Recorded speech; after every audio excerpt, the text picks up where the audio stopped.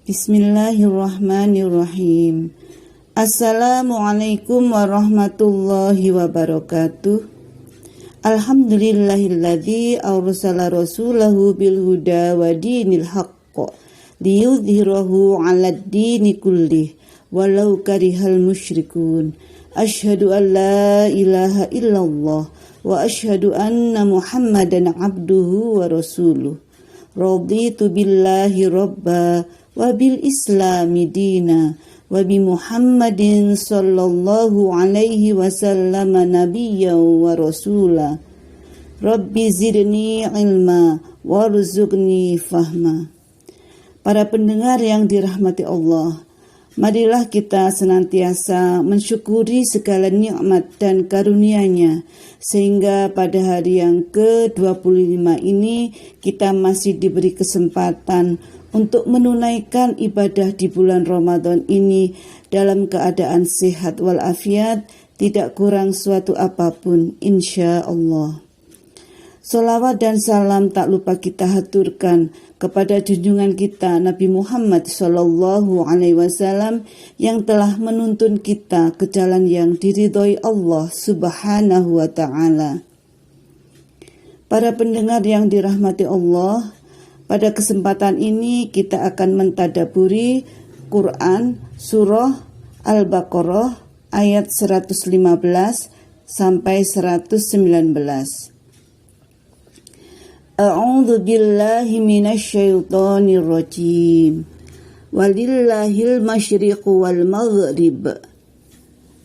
Dan kepunyaan Allah lah timur dan barat. Yang dimaksud di sini adalah seluruh penjuru. Semua mengetahui bahwa matahari terbit dari sebelah timur dan tenggelam di sebelah barat. Dimanapun manusia berada, di utara atau di selatan, di timur atau barat, pada saat tertentu semua akan disinari cahaya matahari sejak saat terbitnya hingga saat terbenamnya. Dan semua juga tertutupi dari sinarnya ketika ia terbenam. Jika demikian, matahari mengunjungi seluruh penjuru. Ayat ini memiliki arah timur dan barat untuk mewakili seluruh penjuru, karena di sanalah arah terbit dan tenggelamnya matahari. Seluruh penjuru adalah milik Allah. Tidak ada tempat khusus bagi Allah. Mereka yang mengarah ke timur dan ke barat adalah akibat posisi di mana mereka berada. Karena itu di Indonesia, kaum muslimin ketika sholat mengarah ke barat, di tempat lain mungkin ke timur laut atau ke tenggara, masing-masing sesuai posisinya dengan arah Ka'bah. Dilanjutkan dengan fa'aina ma tuwallu fathamma wajhullah innallaha wasi'un alim, yang artinya maka kemanapun kalian menghadap, maka di sanalah kalian menemukan wajah Allah. Sesungguhnya Allah maha luas rahmatnya, lagi maha mengetahui. Dalam suatu riwayat dikemukakan bahwa ketika Rasulullah SAW hijrah ke Madinah, diperintahkan oleh Allah untuk menghadap ke Baitul Maqdis ketika sholat. Maka bergembiralah kaum Yahudi. Rasulullah melaksanakan perintah itu beberapa belas bulan lamanya. Tetapi dalam hatinya tetap ingin menghadap ke kiblatnya Nabi Ibrahim alaihissalam, yaitu Masjidil Haram. Beliau selalu berdoa kepada Allah sambil menghadapkan muka ke langit, menantikan turunnya wahyu, sebagaimana pada surah Al-Baqarah ayat 144. A'udzu billahi minasyaitonir rajim. Qad nara taqalluba wajhika fis sama' falanuwalliyannaka qiblatan tardaha fawalli wajhaka syatral masjidil haram, yang artinya kami melihat wajahmu Muhammad sering menengadah ke langit, maka akan kami palingkan engkau ke kiblat yang engkau senangi. Maka hadapkanlah wajahmu ke arah Masjidil Haram. Kemudian kaum Yahudi menjadi bimbang, sehingga mereka berkata, apa yang menyebabkan mereka membelok dari kiblat yang mereka hadapi selama ini? Kemudian Allah menurunkan ayat ke-115 ini sebagai jawaban atas pertanyaan orang-orang Yahudi.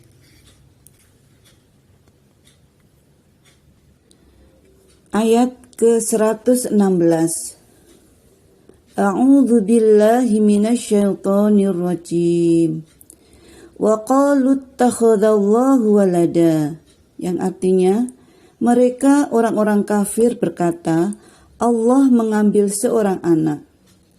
Ayat ini kembali menyebutkan persamaan ucapan dan keyakinan ketiga kelompok yang tersebut sebelumnya, yaitu kelompok Yahudi, Nasrani, dan kaum musyrik.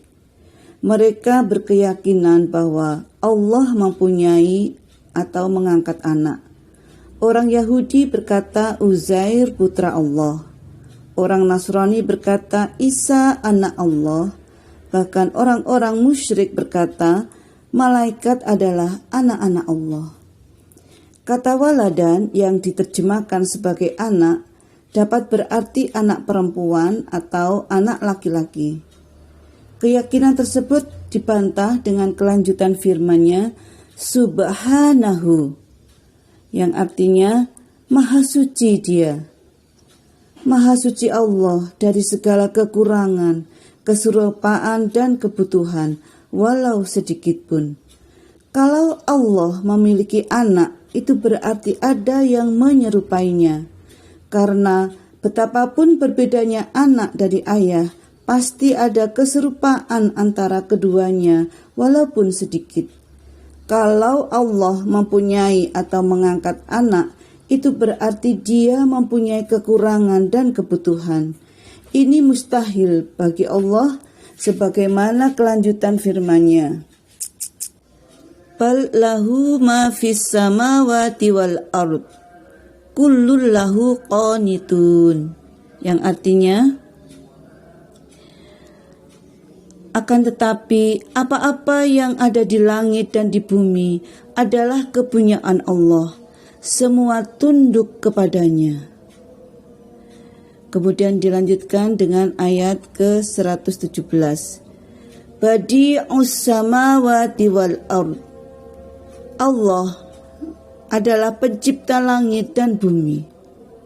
Di mana di sini dipergunakan kata badi' yang artinya adalah pencipta yang dalam penciptaannya itu tidak ada contohnya. Allah menciptakan langit dan bumi dan semua apa yang ada padanya tanpa mencontoh sesuatu sebelum penciptaan itu. Kemudian dilanjutkan dengan apabila Dia berkehendak untuk menetapkan atau menciptakan sesuatu, sedemikian cepat terwujud kehendaknya itu, sehingga Dia hanya mengatakan kepadanya kun, jadilah, maka jadilah dia. Redaksi ini memberi kesan bahwa wujud sesuatu itu telah ada sebelum adanya kata kun, karena Dia berkata kepada apa yang akan dijadikannya itu, jadilah. Kesan ini memang sudah pada tempatnya, tetapi hendaknya dipahami bahwa dari satu sisi Allah tidak membutuhkan kata kun untuk mewujudkan sesuatu. Ini hanya perumpamaan dari cepat dan mudahnya sesuatu terwujud bila Dia menghendaki. Dan dari sisi yang lain dapat dikatakan bahwa sesuatu yang diwujudkan itu sebenarnya telah hadir dalam ilmu Allah sebelum kehadirannya dalam kenyataan atau pengetahuan makhluknya. Bukankah Allah mengetahui segala sesuatu sebelum, saat, dan sesudah wujudnya? Demikianlah ayat ini segera membantah keyakinan sesat orang-orang yang sebelum melanjutkannya kecaman terhadap sikap dan ucapan ahlul kitab.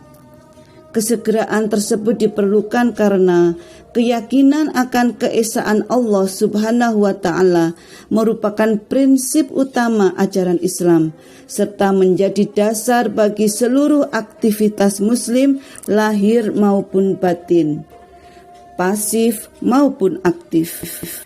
Lanjut ke ayat 118.